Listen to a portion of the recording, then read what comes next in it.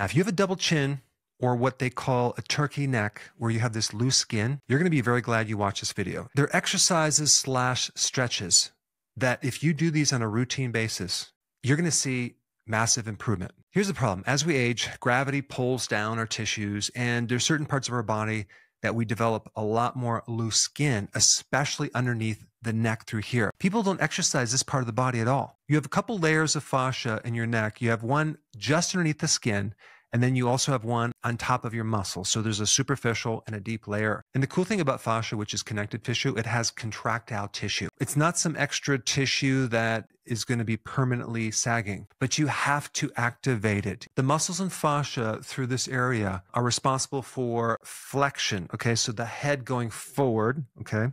As well as the chin coming down, as in when you open your mouth, and also taking the bottom of the mouth and then bringing it downward. That's going to affect this muscle right here. And there's really only 4 exercises you need to do. And so just do these yourself along with the person that's doing these exercises. All right, the first one is going to activate the muscles and fascia that pull the bottom part of your jaw downward. You're going to be opening your mouth just like the person that's actually doing this exercise right now. So go ahead and follow along as you do this 10 times. So you're basically going to drop the lower jaw and open your mouth as much as possible. This is creating tension and tone underneath your chin. Again, it's probably been years since you activated this muscle, and it's a very neglected area of the body. What's going to happen over time as you do these exercises, it's going to start to tighten, the loose skin's going to go away, and you're going to have a nice firmness underneath your chin.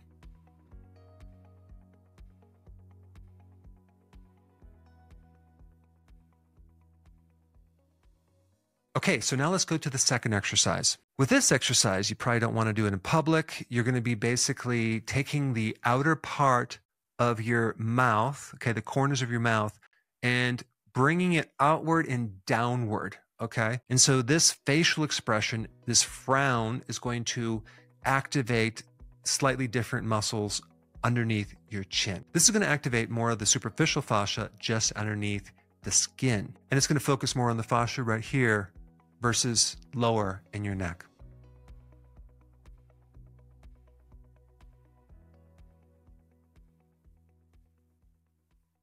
Okay, let's go to the third exercise. Okay, for this one, you're going to tilt your head all the way back, okay?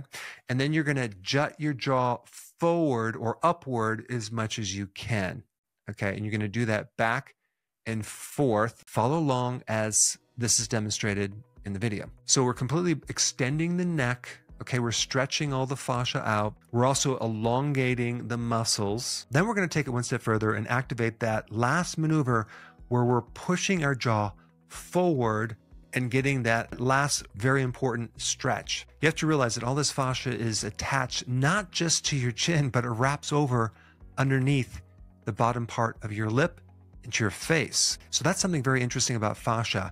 It covers a broad base area. And this is why we have to take all the slack out and then create as much motion as we can to create this elongation.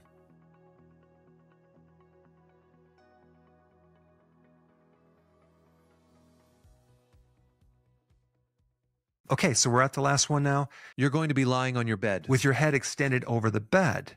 Now, what this is going to do, it's going to activate the flexion or the deeper muscles of the neck. But actually, we're trying to activate the deeper fascia right superficially on top of those muscles. To do that, we have to create a flexion. So we've already done the extension with the head back. Now we're going to activate the muscles going forward. So this is going to work this tissue and really put more blood supply into it and create more contraction and toning of the deeper fascia. So go ahead and follow along as we do this exercise.